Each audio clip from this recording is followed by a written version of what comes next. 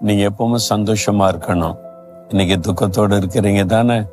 அதனால தான் ஆண்டவர் உங்களோடு பேசுகிறார். ஏன் துக்கமா இருக்கிற மகனே, மகளை ஏன் துக்கமா இருக்கிற அப்படின்னு ஆண்டவர் உங்களை பார்த்து கேட்கிறார். ஒன்றும் பயப்படாத, நான் தான் கூட இருக்கிறேன்ல அப்படின்னு ஆண்டவர் சொல்லுகிறார். ஆண்டவர் கூட இருந்தா நமக்கு பயமும் இல்லை, கலக்கமும் இல்லை. நம்ம எதை குறித்தும் அங்கலாய்க்க தேவையில்லை.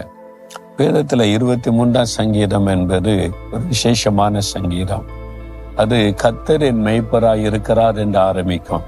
அதாவது கர்த்தர் வானத்தை பூமி உண்டாக்கின தேவன் என் மெய்ப்பன், நான் அவருடைய கைக்குள்ளான ஆடுகளை போல.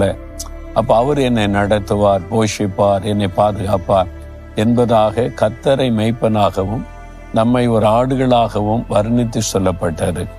சிலர் என்ன நினைப்பாங்க, இயேசு உலகத்துல இருந்த போது ஆடு மேய்ச்சார் அப்படின்னு. இயேசு ஆடெல்லாம் மேய்க்கல. அவர் தன்னை நல்ல மெய்ப்பனாக வெளிப்படுத்தினார். நானே நல்ல மெய்ப்பன் என்று சொன்ன காரணம், ஆடு மேய்க்கிறவங்களை மெய்ப்பன் எப்படி ஆடுகளை நடத்துகிறாரோ அதே விதமாய் நான் உங்களுக்கு நல்ல மெய்ப்பனா இருப்பேன்னு சொன்னாரே தவிர, இயேசு உலகத்துல இருக்கும் ஒரு ஆடெல்லாம் மேய்க்கல. தவறா புரிந்து கொள்ளாதங்க. கர்த்தர் என் மெய்ப்பராய் இருக்கிறார் என்று சொல்லி தாவீது ஒரு காலத்தில் ஆடு மேய்க்கிற மெய்ப்பனாய் இருந்தார்.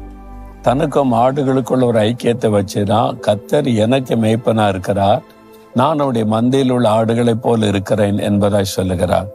அதுல ஒரு வசனம் பாருங்க, அதுல 4வது வசனம், தேவரீர் என்னோட கூட இருக்கிறீர், உமது கோலும் தடியும் என்னை தேற்றும்.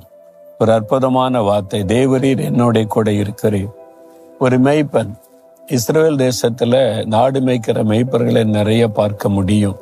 தாவீது அப்படி இருந்தார்ல, அவர் கையின்கள நிறைய ஆடுகள் இருந்தது. அப்ப ஆடுகள் தனியா போகவே போகாது, மெய்ப்பன் கூட போவான். முன்னால மெய்ப்பன் போகும்போது அந்த மெய்ப்பனை பின்பற்றி ஆடுகள் போகும். அப்போ தேவரீர் என்னோட கூட இருக்கிறேன்னு என்ன அர்த்தம்?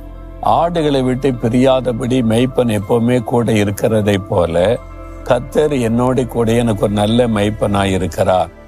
ஒரு மெய்ப்பன் முன்னால போனா ஆடுகள் எதை குறித்தும் கவலைப்படுமா?